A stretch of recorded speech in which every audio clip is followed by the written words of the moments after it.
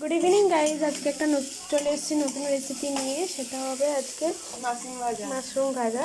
তো আমরা এটা ভাজতে কি কি উপকরণ নিয়েছি মা বলে দেবে, বলো। প্রথমে তেল দিয়েছি অল্প একটু পরিমাণ মতন, তারপরে শুকনো লঙ্কা দিয়েছি, নুন দিয়েছি, পেঁয়াজ দিয়েছি। পেঁয়াজ দেবার ভাজা ভাজা হলে তারপর মাশরুমটা দিয়ে দেবো, একটু হলুদ দেবো, তারপরে ভাজা ভাজা করতে হবে চাপা দিয়ে। তাহলেই হয়ে যাবে। তাহলেই হয়ে যাবে। যে মিষ্টি খাবে সে একটু মিষ্টি দানা চিনি সামান্য এক ফোঁটা ছড়িয়ে দেবে। পেঁয়াজ ভাজা কমপ্লিট, এবার আস্তে আস্তে আমরা মাশরুম ভাজাটা দিয়ে দেবো। তো গাইজ আমরা এই হাফ টিস্পুন মতো হলুদ গুঁড়ো দিলাম, দিয়ে এবার ভালো করে নাড়াচাড়া করে ভাজা হতে হবে। এবার চাপা দেওয়া হলো যাতে তাড়াতাড়ি ভাজা হয়ে যায়। গাইজ আমাদের মাশরুম ভাজা একদম কমপ্লিট। তো এবার আমরা নামাবো। তোমরা এরকমভাবে একবার ট্রাই করে দেখতে পারো, খুব সুন্দর লাগবে।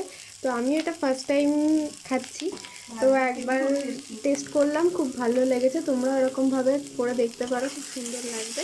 তো আজকের জন্য এইটুকুই। Good night.